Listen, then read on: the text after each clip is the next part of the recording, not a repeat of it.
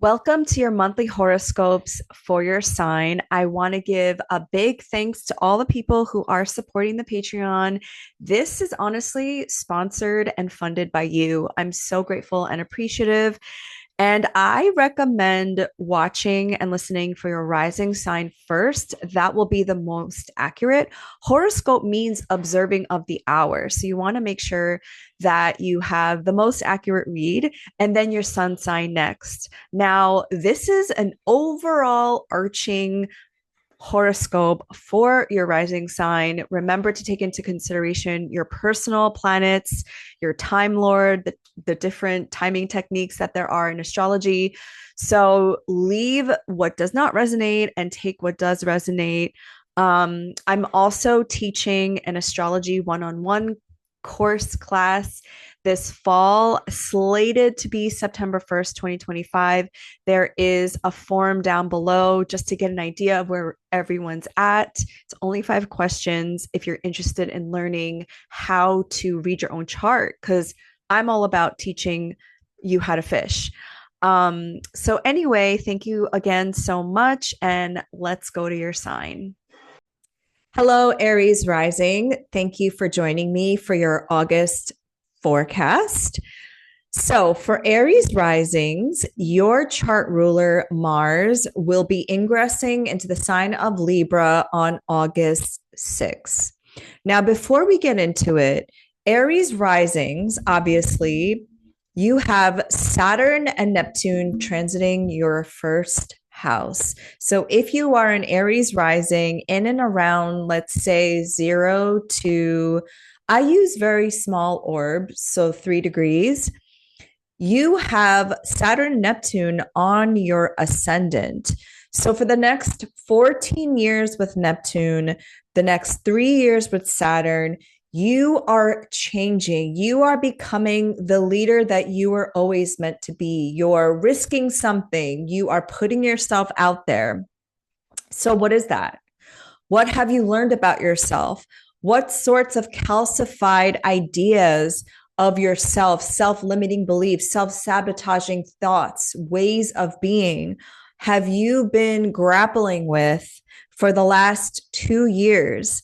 And now, with Saturn and Neptune retrograde, it's kind of reflecting on the ways in which you've been showing up recently and kind of refining and fine tuning the ways in which you need to show up in a bigger way once these planets are in their conjunction on February 26, 2026. So going back now to Mars ingressing into the sign of Libra, this is your seventh house. So when your chart ruler goes into the seventh house, which is the other, this is your one-on-one relationships, open enemies, marriage partners, one-on-one relationships, contracts. This is the focus on the other person. So you are focused on relationships. You're focused on your partner if you have one. Now, Mars is in its detriment in the sign of Libra because Mars rules you, Aries, and Mars rules Scorpio, which is your eighth whole sign house. So some Aries risings might have had some breakups in the last 2 years. You might have broken up with some friends, business partners, and that might have impacted your shared income, since the eighth is the second from the seventh. It might have impacted your finances. I think a lot of Aries risings have been grappling with how to receive the amount of money that you need in order for you to make your dreams come true. I think you're very similar in that way to Libra rising, since you've had eclipses in your first and seventh houses in the last 2 years, and now you're kind of recovering and integrating the lessons that you've learned. Mars is the planet of action. Mars is the planet of severing. Mars is the planet of I would say, like, getting shit done. But when Mars is in the opposite sign of you, the sister sign of Libra, this is having to deal with other people. having to take other people into consideration in your decision making. And for Aries, like if you're an Aries rising, obviously depending on where your natal Mars is, you want to take a look at that. Um, most Aries placements are people who kind of focus on self. They tend to be stereotyped as being selfish. I'm an Aries sun, so I get that a lot. So having to deal with the other person or taking someone else into consideration, you might have to at this time during this transit. Now, because Mars is opposite you, this could be having conflicts with other people. Like I said, the seventh house is open enemies. You could be getting into more arguments or not seeing eye to eye with your partner. Your partner themselves might be going through something where they're more irritable or they're just more like, I need my alone time. So hopefully you can take this time to have constructive conflict. I don't think conflict is bad. I think conflict is necessary in relationships. It's just a matter of both parties wanting to have healthy conflict and conflict resolution and repair. With that being said, because you are a cardinal rising sign, the cardinal signs are Aries, Cancer, Libra, and Capricorn, which are your angular houses. Mars will oppose you and square your fourth house and your 10th house of family and career. So Mars is kind of irritating those two areas of your life as well. So as the focus becomes more on your partnership or something going on with your partner, this could also impact your career or your job or what you've been really working on for the last, several years. And then your family life and your home. It's not the easiest transit, obviously, since, like I mentioned, Mars is in its detriment in Libra and it's squaring your fourth and 10th houses and opposing you. But the ways in which you can use Mars and Libra is diplomacy, is trying to get people on board on your mission, is trying to have conflict resolution. And I think with Venus and Jupiter transiting your fourth house of home, I think the benefic tendencies of the fourth house and having stability at home, having an abundance of love and care from your parents or your family members will help some of the rough and tumble experiences you might have with Mars in the seventh house. Now, on August 8th, Mars in Libra will oppose Saturn retrograde in Aries at 1 degree. And Saturn, like I mentioned, is transiting your first house. So this is like a very obvious conflict with another person. Like I said, with Mars transiting Libra, this could be with your partner. This could be with somebody that you just literally do not get along with. Now, there is some reception here as Saturn is speaking to that Mars in Libra, and Mars is in the exaltation sign of Saturn. So there is some reception. Let's see, Saturn rules your 10th house of career, your 11th house of followers and groups. Mars, like I said, it rules you and the 8th house. So yeah, I think you might have a conflict at work with a boss, or you might have conflict if you have like a following or if you're a part of a community. But again, try to use this as an opportunity to resolve a conflict. I don't think that avoiding conflict is the best way forward, because then both parties just repress what they're really feeling. I think it's always best to be honest and to bring these things up. But again, all conflicts are opportunities to resolve something unjust that you might have been feeling for a long time. On August 9th, there is a full moon in the sign of Aquarius at 16 degrees, and this happens at 3:55 a.m. Eastern time, so check for your time zone. Aquarius is your 11th house, which is in a sextile to you. This is a harmonious aspect. The 11th house are aspirations and goals. This is also the area of friends and friendships and communities that we belong to. So, Pluto going through here for the next 20 years, you're obviously transforming the ways in which you show up or your communities and friendships that you belong to. So remember back to January 29th when there was a new moon here in the sign of Aquarius at 9 degrees, when Saturn was still in Pisces in your 12th house. So this could have been a new moon where you decided, I'm going to really address my self-limiting beliefs, my self-undoing thoughts, my self-sabotaging behaviors. I'm going to really embrace the unknown parts of life and allow myself to kind of flow with life versus trying to control everything. And now this is a culmination point of that full moon, of that new moon, as the full moon talks about culmination energy, a release of some kind. So this is in the second decan of Aquarius, which is the Six of Swords in the tarot. And here I will show you this card. And the sixes in tarot are about help and assistance. So this is either you are the person rowing the people forward. You're taking people from a really shitty situation to calmer waters. So you could be the person, since this is your 11th house, helping people, guiding people. This is a Mercury ruled decan. And so Mercury is about communication. It's about messages, sharing wisdom. This is about speaking your truth. Aquarius is a future forward sign and innovation.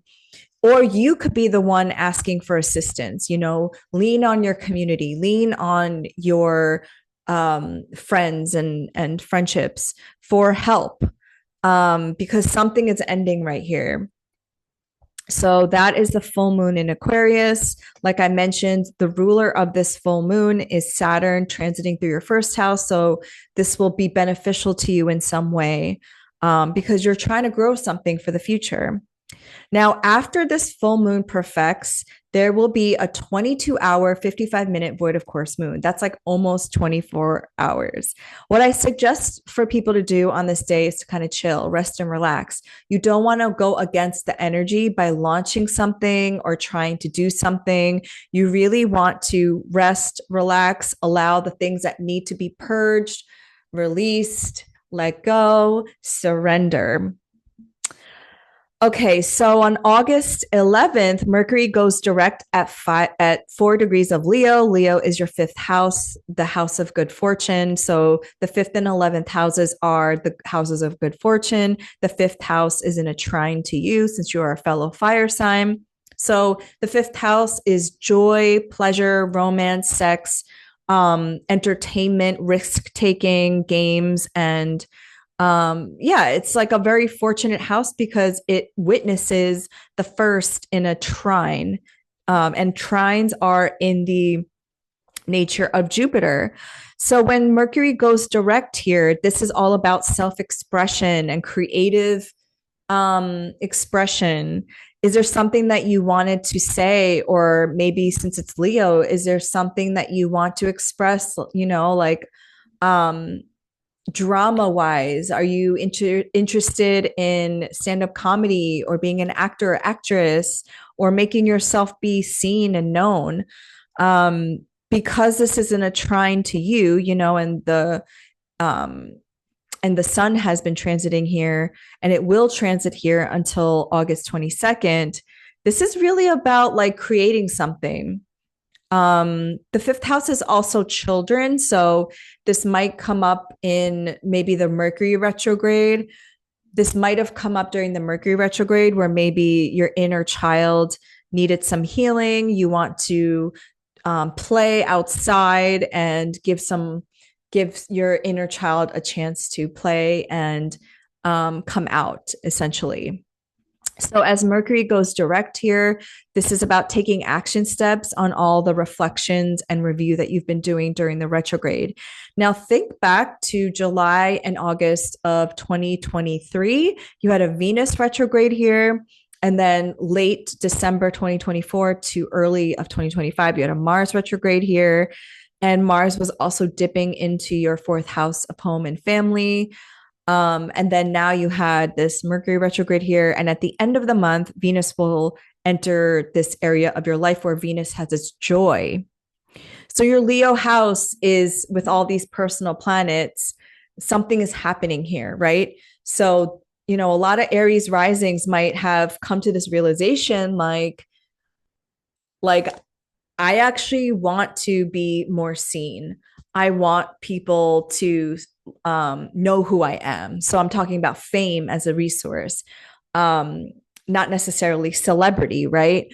I want to go to drama school. I want to be an actor. I want to be on film. I want to be on a TV show. I want to maybe be on a podcast or YouTube series, since Uranus is also transiting your third house and Pluto is transiting your 11th. There's something about Aries risings where now it's like, okay, I am ready for my moment because I am going to be a thought leader. I'm going to be this influential person in my community, and I have to get out of my own way in order for me to show up in this way. So, August 12th, the most auspicious and lucky transit of August and possibly 2025 is happening in your fourth house. Venus in Cancer will conjunct Jupiter in Cancer at 14 degrees, and also the fixed star Sirius. So, the fourth house in astrology is about the past, it's about memories, it's about our ancestors, it's about our place of origin. It is our parents. It is a very, very important placement in our chart because it's the bottom. It's essentially, if you have your IC here, it's the private part of our chart too. It's also the house of endings. So Venus rules over your second house of your personal finances and income, and your seventh house of one-on-one partnerships. Jupiter rules over your 12th house of Pisces, the unknown, isolation, and being solitary, rest and recuperating, and your ninth house of foreign lands and foreign travel. So those four houses that I just mentioned are coming together in your fourth house. This could just be like you healing and repairing a relationship to your parents, your children, family, essentially. Maybe this is you traveling abroad to your family of origin or an ancestral homeland. Maybe this is like you and your partner invest in a home or real estate to add to an extra source of income. This is maybe buying a home or renovating your home, for example. Maybe you decide, like, with your partner, I think this is the time that we want to have children, as Venus at the end of the month, Venus will enter your fifth house, and that's where Venus has its joy. So there's a lot that can happen with this transit. Sirius is a very lucky star for the ancient Egyptians. They noticed that this time of year, they noticed and observed the heliacal rise of Sirius coincided with the Nile River flooding, and then ushered in a time of fertility for the agriculture. Now, I visited Egypt this last fall. The Nile River doesn't really flood anymore because of modern technology. They've built dams now, but it's still a very revered star in the ancient Egyptian cosmology, mythology, and also for astrologers. Like, it's a very benefic star. And the fact that it's co-present with Jupiter and Venus, which are both benefics, this is very, very lucky. So we want to take advantage of this. So do some magic on this day. Because it's the fourth house and it's Cancer and it's water, you could take a bath. You can go by the ocean and just say some prayers for your ancestors. Do some ancestral elevation. Create an altar for your ancestors. Like, the possibilities are essentially endless here. On August 22nd, the sun will enter the sign of Virgo in your sixth house. Virgo season for you is focusing on your daily habits, the habits that will support you in your day-to-day life. Your Virgo house is in an inconjunct. It's a 150-degree angle to you. It doesn't witness the ascendant. So these are the parts of your life that, yeah, they can kind of be annoying, but it's like brushing your teeth every day. It is praying every day. It is meditating every day. It is making sure that you're eating enough nutrients. It's making sure that you're exercising every day. These are the daily habits that support your life. Now, what my teacher Sam Reynolds says about the sixth house, which is a cadent house, it is not working harder, but smarter. You don't want to overwork yourself because this is the place where we can tend to burn out here. But the sun coming here is putting a spotlight on that. And Virgo, as an archetype, can also mean health and focusing on the day to day details of your life. Now, the very next day, there is a new moon at 0 degrees of Virgo at 2:06 a.m. Eastern Time. This is not an eclipse. However, fast forwarding to September 21st, there will be a solar eclipse, which is essentially a new moon that happens around the nodes at 29 degrees of Virgo. Now, every sign goes from 0 to 29 degrees. So essentially, you have a seeding moment, a new beginning here at 0 degrees of Virgo, and then a month later, an ending, but like another new moon. So there's two new moons happening in your Virgo house. So, like, what are you committed to, right? What are you mastering? What skill are you mastering? Because this is the first decan of Virgo, which is the Eight of Pentacles in the tarot. This is about commitment and craftsmanship and mastering a skill. Again, it's not about overworking, but working smarter, not harder. What I find interesting in this new moon is that embedded in this new moon, Uranus, Neptune, Pluto, and all the outer planets are at 1 degree, which according to Nikola Stojanovich's degree theory, that's the Aries degree, which is ruled by Mars. These placements are about expressing your personal goals and moving your vision forward. And, you know, you're an Aries rising. So, like, Aries have this initiatory, risk taking, pioneering energy. So, I think having all of these outer planets in your social houses, so Uranus and Gemini is in your third, Mars will be in Libra in your seventh. Pluto is in your 11th house of Aquarius. These are all the social houses. These are about finding your people, making your thoughts known, saying the thing, and collaborating with people, essentially. On August 25th, this is what I was alluding to. Venus will ingress into Leo in your fifth whole sign house, where Venus has its joy. This is very sexy.